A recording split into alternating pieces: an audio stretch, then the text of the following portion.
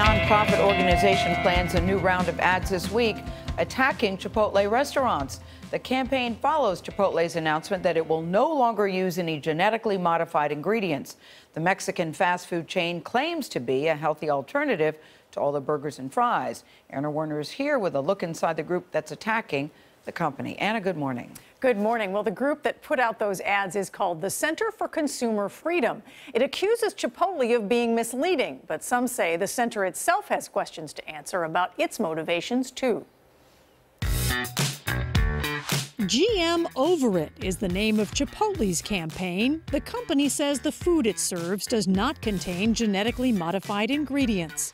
But a campaign against Chipotle launched this month with this newspaper ad showing an overweight man, claiming eating 2 Chipotle burritos per week could make you gain 40 pounds in a year. Online, the company's Food with Integrity slogan is changed to Food with Hypocrisy, with the ad makers alleging the science behind Chipotle's GMO-free philosophy doesn't add up. So who's running that campaign?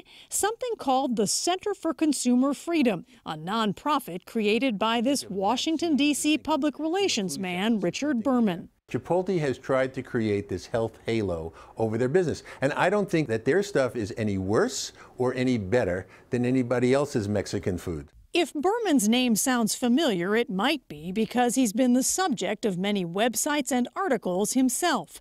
The center got its start with a donation from Philip Morris to fight anti-smoking regulations in bars and restaurants. He now has a host of nonprofits funded by donations from food companies and others, and his targets have included unions to the Humane Society to Mothers Against Drunk Driving. In 2007, he was profiled on 60 Minutes, sitting down with Morley Safer. Let me just take you through some of the things your critics have said about you. Sure. Sleazy, greedy, outrageous, deceptive, corporate lackey who is one of the scariest people in America. You know, I grew up in the Bronx. Name calling is not the worst thing that I've been subjected to. One of the central criticisms against Berman is the fact that corporate donations to his nonprofits are anonymous. Watchdog group the Center for Media and Democracy obtained this audio tape of Berman at an oil and gas industry retreat in June last year. We run all of this stuff through nonprofit organizations that are insulated from having to disclose donors. There's total anonymity. People don't know who supports us.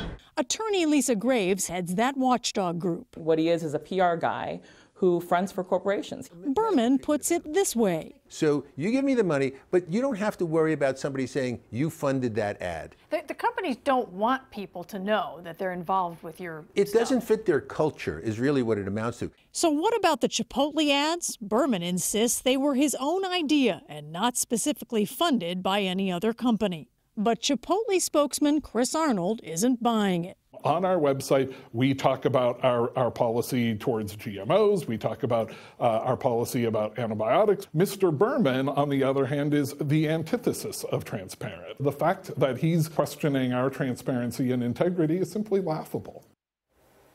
Well, Arnold says Chipotle's always been transparent about what's in its food and that Berman's claims are not true, but Berman is not done. He says he plans to fundraise for a broader campaign on the controversial issue of antibiotics used on animals, which just so happens to be one of his key criticisms against Chipotle. And once again, those legal donations will remain anonymous. Anthony?